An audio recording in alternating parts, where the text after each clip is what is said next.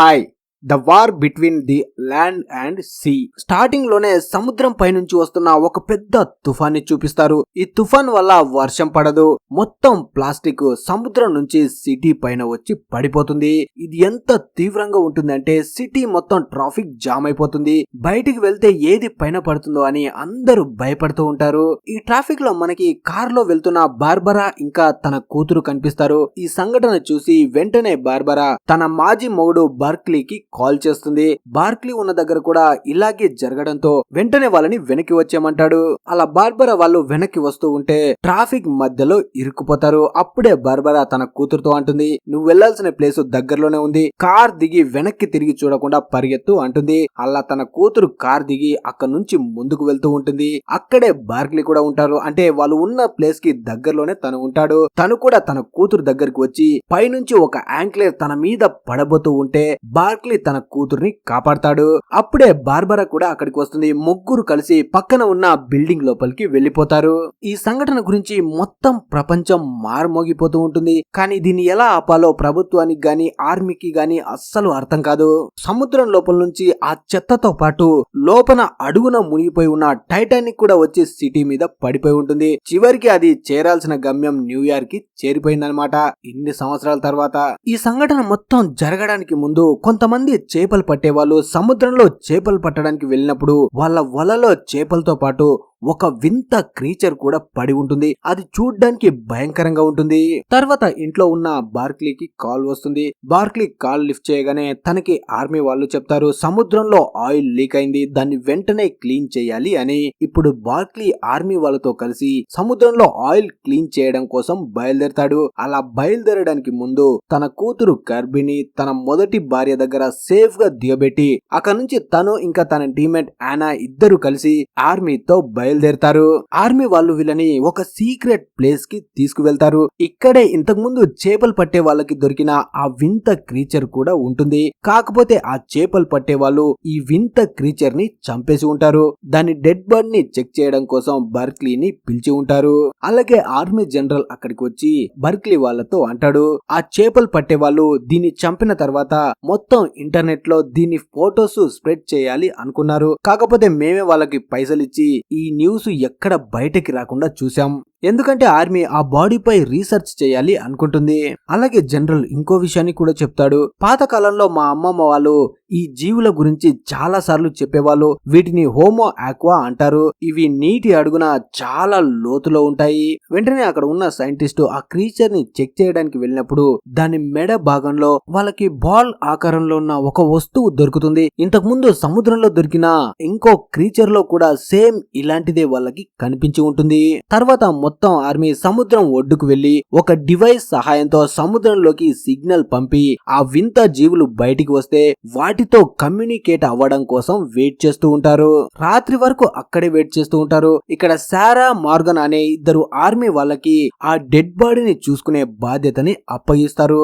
అలా ఇద్దరు ఆ డెడ్ బాడీ దగ్గర కూర్చొని ఉన్నప్పుడు సడన్ గా వాళ్ళు ఉన్న ప్లేస్ లో కింద నుంచి వాటర్ ఒక్కసారిగా బయటికి వస్తాయి. సారా కిందకి పడిపోతుంది. మార్గన్ తనని కాపాడడానికి ట్రై చేస్తాడు. కాకపోతే నీళ్లు ఎక్కువగా రావడంతో తను కూడా ఆ నీళ్ల లోపలికే వెళ్లిపోతాడు. సడన్ గా ఒక క్రీచర్ నీళ్లలోంచి బయటికి వచ్చి చనిపోయిన క్రీచర్ డెడ్ బాడీని లోపలికి తీసుకొని వెళ్లిపోతుంది. మార్గన్ నీళ్ల లోపలికి వెళ్లడానికి ముందు ఆర్మీ వాళ్ళకి సిగ్నల్ ని పంపి ఉంటాడు. కాకపోతే రాత్రి అవ్వడం వల్ల అందరూ పడుకొని ఉంటారు. అందువల్ల వీళ్ళ సిగ్నల్ ని ఎవరు పట్టించుకోరు. కొంతసేపటి తర్వాత అల్లారమ్స్ మోగగానే మొత్తం ఆర్మీ అక్కడికి వస్తారు. జనరల్ లోపలికి వచ్చి అక్కడ ఉన్న బాడీని చూస్తే అది కనిపించదు. అలాగే సారా వాళ్ళకి కాల్ చేస్తే కింద భూమిలో నుంచి సిగ్నల్ వస్తుంది. వెంటనే అక్కడ తవ్వితే లోపల మార్గన్ చేయి కనిపిస్తుంది. దాంతో వీళ్ళు షాక్ అవుతారు. ఆ మాన్స్టర్ ఇక్కడికి వచ్చినప్పుడు మొత్తం వాటర్ పైకి వస్తాయి. కానీ అవి వెళ్లిపోయిన తర్వాత మళ్ళీ యథావిధిగా భూమిలా మారిపోతుంది. ఈ సంఘటన చూసిన తర్వాత బార్క్లీకి అర్థమవుతుంది, తనని నార్మల్ పని కోసం తీసుకురాలేదు, ఇది చాలా పెద్ద విషయము అని. అలాగే ఈ క్రీచర్ గురించి పక్కన ఉన్న యానాని అడుగుతాడు. అప్పుడు యానా అంటుంది, మేము ఇలాంటి మిషన్స్ మీదే వెళ్తూ ఉంటాము, కాకపోతే ఇది చాలా ప్రత్యేకమైంది. ఈ హోమో ఆక్వా అనేటివి సముద్రంలో ఉండే జీవులు కావు. వేల సంవత్సరాల క్రితం మనుషుల కంటే ముందు అవి ఈ భూమి మీద బతికేవి. కాకపోతే చాలా ఏళ్ల క్రితమే నీటి అడుక్కు వెళ్లిపోయాయి. ఇప్పుడు మళ్ళీ అవి మేలుకున్నాయి అంటుంది.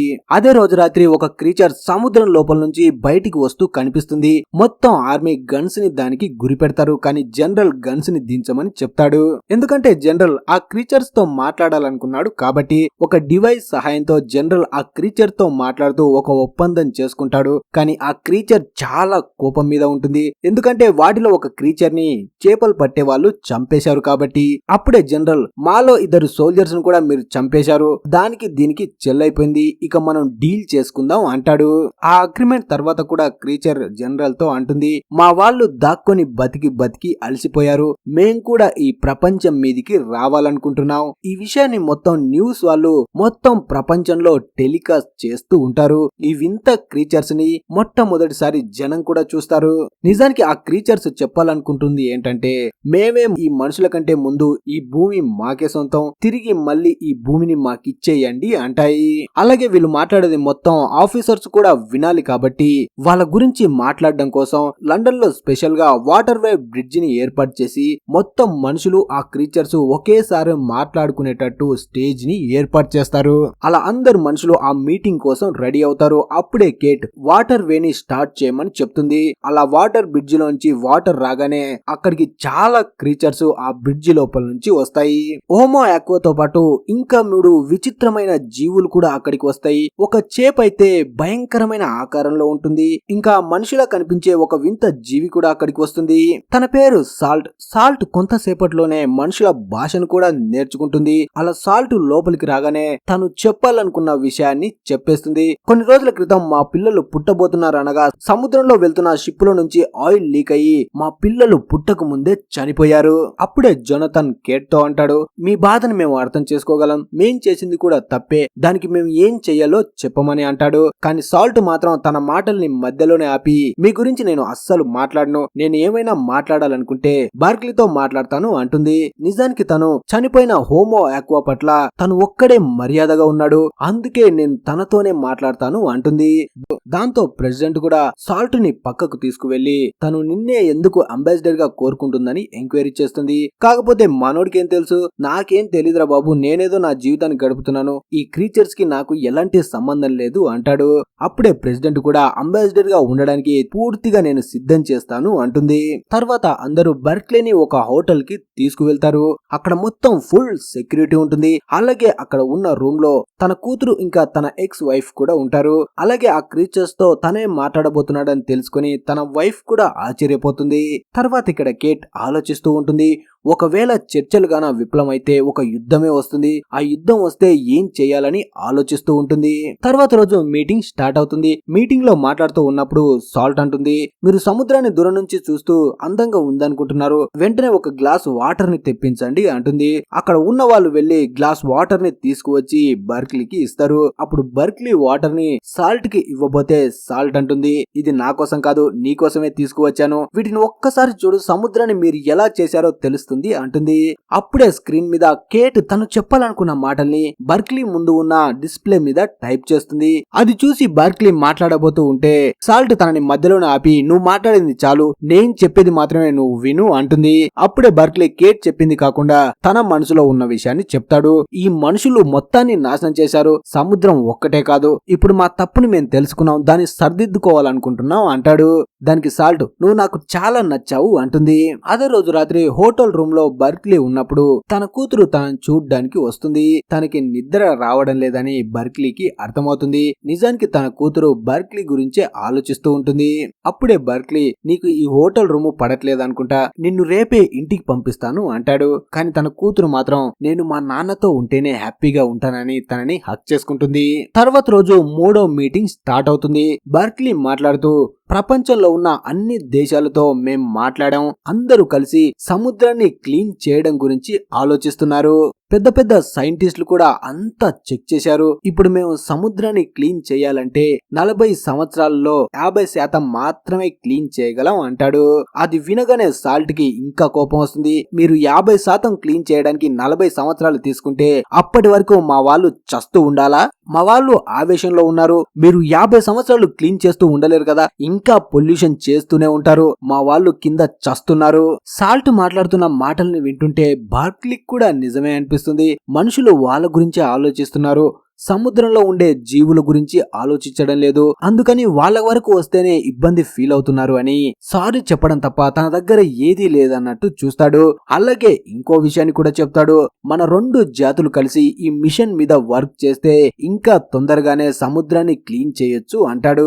అప్పుడు సాల్ట్ కూడా మా వాళ్ళు హెల్ప్ చేస్తే పని తొందరగా అవుతుంది అంటుంది. అలా వీళ్ళు మాట్లాడుకుంటూ ఉన్నప్పుడే సముద్రంలో మార్పులు రావడం స్టార్ట్ అవుతాయి. అంటే ప్రపంచంలో ఉన్న అన్ని దేశాల్లో ఒకేసారి తుఫాన్ స్టార్ట్ అవుతుంది. ఆ తుఫాన్ లో సముద్రంలోకి మనుషులు పాడేసిన చెత్త మొత్తం వచ్చి సిటీల మీద పడిపోతుంది. అంటే మనం స్టార్టింగ్ లో చూసాం కదా ఇదే సీన్. ప్రపంచం మొత్తాన్ని చెత్తతో నింపిన తర్వాత కూడా బర్క్లీ ఇంకా మీటింగ్ లోనే ఉంటాడు. అప్పుడే సాల్ట్ ఇంత చెత్తను తీసుకొచ్చి మనుషుల మీద పడేసిన తర్వాత కూడా తన కోపం చల్లారదు. మా కోపం తగ్గాలంటే, మేము మీతో మంచిగా ఉండాలంటే మాకు 3 కండిషన్స్ ఉన్నాయి. వాటిని ఫాలో అయితే మా అంతటా మేము సముద్రంలోకి వెళ్లిపోతాం అంటుంది. మొదటి కండిషన్, సముద్రంలోకి ఎలాంటి పొల్యూషన్ రాకూడదు. అంటే మీ షిప్పులు నడపడం ఆపేయండి. ఇక రెండోది, సముద్రానికి భూమికి మధ్య ఒక బోర్డర్ ని ఏర్పాటు చేయండి. మీరు ఎట్టి పరిస్థితుల్లోనూ సముద్రంలోకి రాకూడదు. మనుషులు భూమి మీద ఉండడానికి పుట్టారు. మీరు భూమి మీదే ఉండాలి. కావాలంటే ఆకాశంలో వెళ్ళిపోండి, మాకెలాంటి ఫరక్ పడదు, కానీ సముద్రంలోకి రాకూడదు. ఆ మాట వినగానే అక్కడ ఉన్న అన్ని దేశాల వాళ్ళు అరవడం స్టార్ట్ చేస్తారు. ఎందుకంటే ఇలా చేస్తే దేశాల మధ్య సంబంధాలు తెగిపోతాయని. అప్పుడే సాల్ట్ అక్కడ ఉన్న అందరూ గట్టి గట్టిగా అరవడం చూసి తనకి తానుగా షేప్ మార్చుకొని మగాడిలా మారి గట్టిగా అరుస్తుంది. దాంతో భయపడి అందరూ కూల్ అవుతారు. అప్పుడే మళ్ళీ సాల్ట్ నార్మల్ గా మారి వాళ్ళతో అంటుంది. ఇక మూడో కండిషన్ ఏంటంటే, మనుషులకి హోమో హ్యాక్వాకి మధ్య మంచి సంబంధాలు ఉండాలి. అందుకే మనం మళ్ళీ మీటింగ్ పెట్టుకోవాలి, అది కూడా సముద్రం లోపల అని. సముద్రానికి సంబంధించిన కొన్ని కోఆర్డినేట్స్ ని వాళ్ళకి పంపించి నెక్స్ట్ మీటింగ్ ఇక్కడ జరగాలి అంటుంది. తను ఇచ్చిన కోఆర్డినేట్స్ ప్రకారం బర్క్లీ సాల్ట్ తో మాట్లాడడానికి 5 కిలోమీటర్ లోతులో ఉన్న సాల్ట్ ఇంటి దగ్గరికి వెళ్లాల్సి ఉంటుంది. ఇప్పుడు ఆలోచించాల్సింది ఏంటంటే, అంత లోపలికి మనిషి వెళ్లడం చాలా కష్టం. 5 కిలోమీటర్ల కింద వాటర్ ప్రెషర్ ఎక్కువగా ఉంటుంది. అక్కడికి వెళ్తే ప్రాణాలకే ప్రమాదం. అంత లోపలికి వెళ్ళడానికి ఏ సబ్మెరైన్ కూడా రెడీ అవ్వలేదు.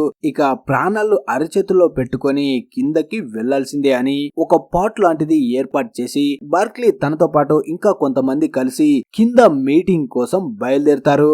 వాళ్ళు వెళ్ళడానికే చాలా గంటలు పడుతుంది.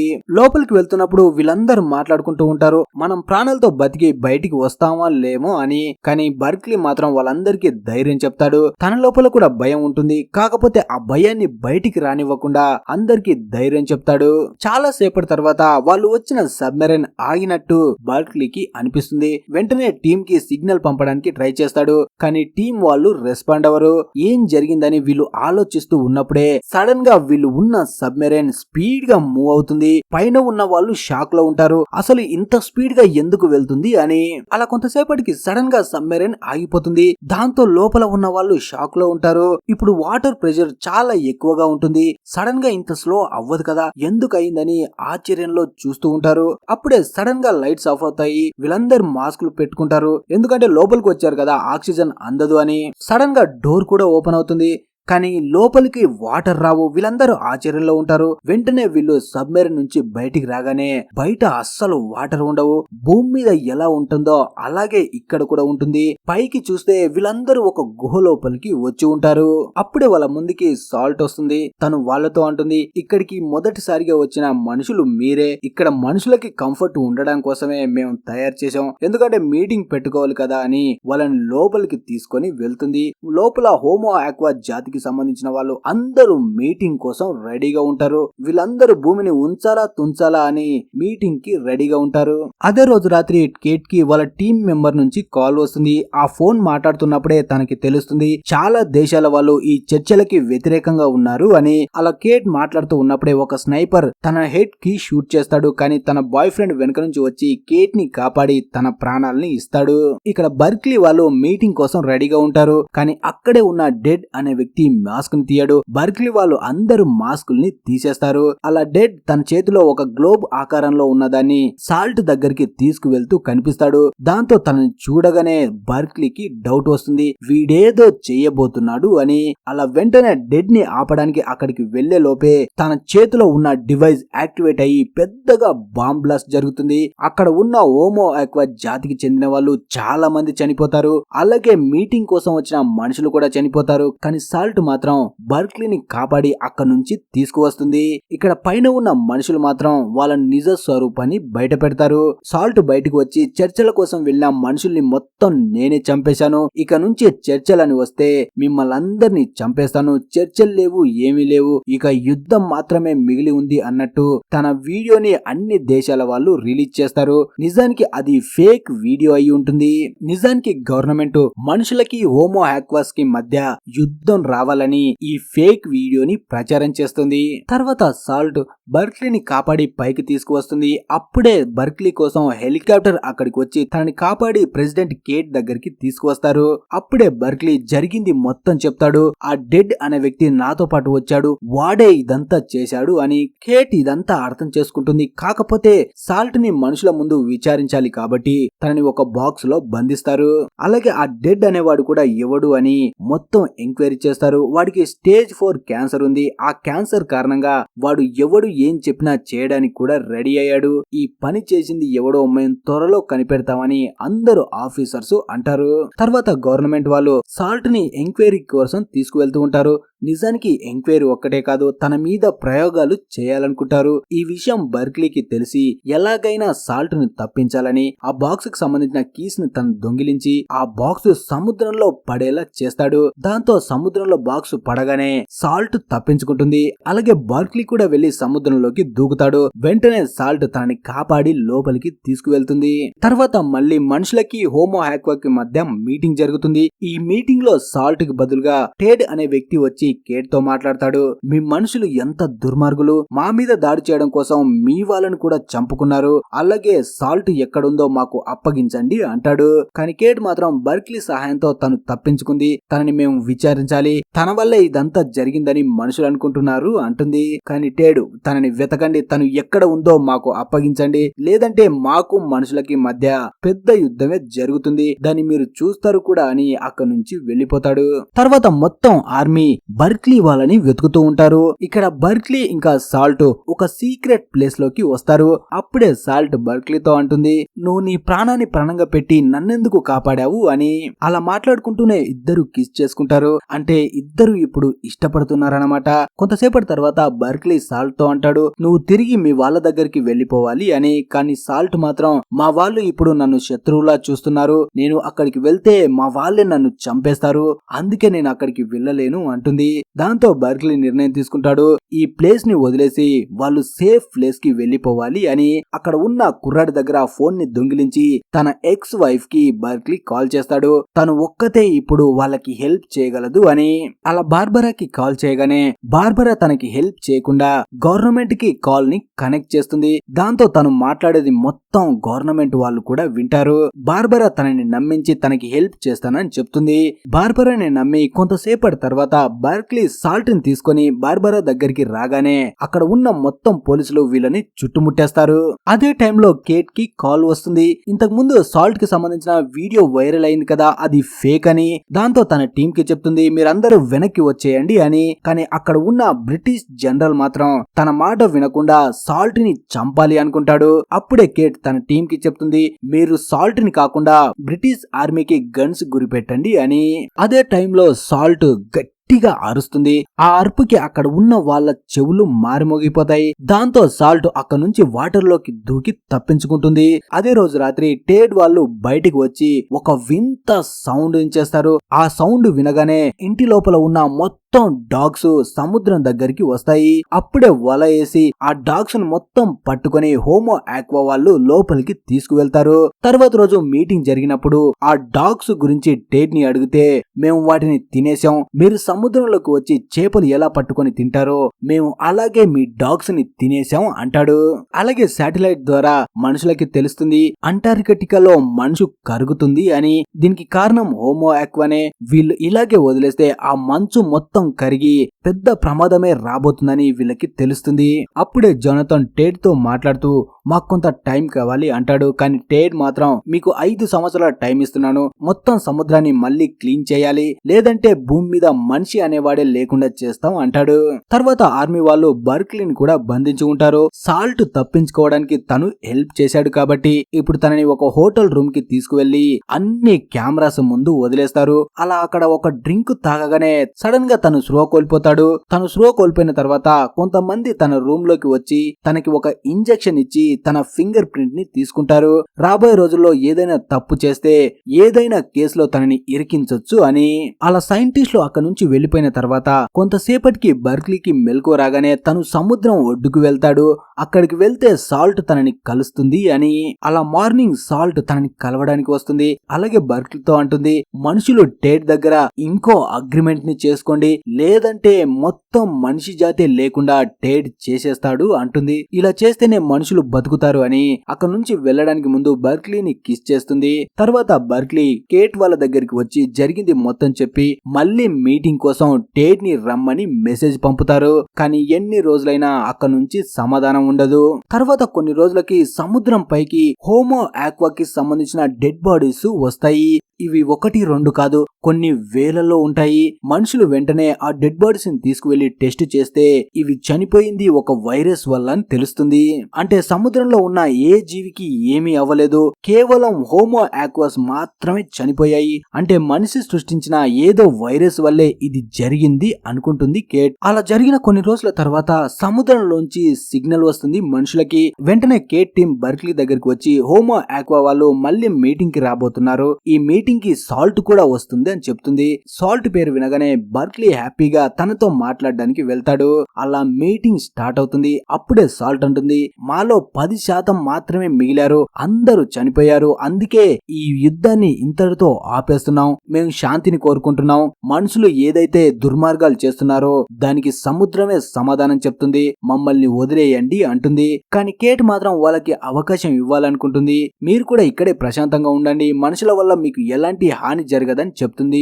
అలాగే మా వాళ్ళు అనుకున్న చాలా మంది మా కళ్ళ ముందే చనిపోయారు, మేము మనుషులంతా నీచులమైతే కాము, బతకాలి అనుకున్న వాళ్ళని చంపలేము, అందుకే బతుకున్న మా వాళ్ళు మీతో యుద్ధానికి భయపడుతున్నారు, అందుకే యుద్ధాన్ని ఆపేస్తున్నామని అక్కడ నుంచి సాల్ట్ వెళ్లిపోతుంది. సాల్ట్ వెళ్లిపోగానే మీటింగ్ కోసం ఏర్పాటు చేసిన ఆ బ్రిడ్జి గ్లాస్ పగిలిపోవడం స్టార్ట్ అవుతుంది. దాంతో అందరూ అక్కడ నుంచి పారిపోతారు. ఆ నీళ్లు తన మీదికి వస్తున్నాయని బర్క్లీకి తెలియగానే తన చావబోతున్నానని సంతోషంగా ఉంటాడు. కానీ యానా వచ్చి తనని కాపాడి తీసుకువెళ్తుంది. తర్వాత కేట్ కి బర్క్లీ డిఎన్ఏ రిపోర్ట్స్ వస్తాయి. ఆ రిపోర్ట్స్ లో తన డిఎన్ఏ మారిపోయింది, తను కూడా హోమో ఆక్వాలా మారిపోతున్నాడని తెలుస్తుంది. ఈ విషయం బర్క్లీకి తెలియగానే తను వెంటనే పరిగెట్టుకుంటూ సముద్రం దగ్గరికి వెళ్తాడు సాల్ట్ ని కలవాలని. అలా సాల్ట్ ని కలిసి తను కిస్ చేయగానే తన బాడీలో మొత్తం మార్పులు రావడం స్టార్ట్ అవుతాయి. తను నీళ్లలో కూడా శ్వాస తీసుకోగలడు. అంటే ఇప్పుడు తను ఎక్కడ ఉండాలో నిర్ణయించుకునే టైం వచ్చిందనమాట. అంటే తను పూర్తిగా హోమో ఆక్వాగా మారిపోతున్నాడు. అలాగే తను నిర్ణయం తీసుకుంటాడు, తను సాల్ట్ తో కలిసి సముద్రంలోనే ఉండాలనుకుంటున్నాడని. అలా సాల్ట్ తో కలిసి సముద్రంలోకి వెళ్ళిపోతాడు. అలా వీడియో ముగుస్తుంది. మరి వీడియో నచ్చితే లైక్ చేయండి, ఛానల్ ని సబ్స్క్రైబ్ చేసుకోండి, అలాగే హైప్ ఇవ్వడం మాత్రం మర్చిపోకండి. Thanks for watching. Yeah.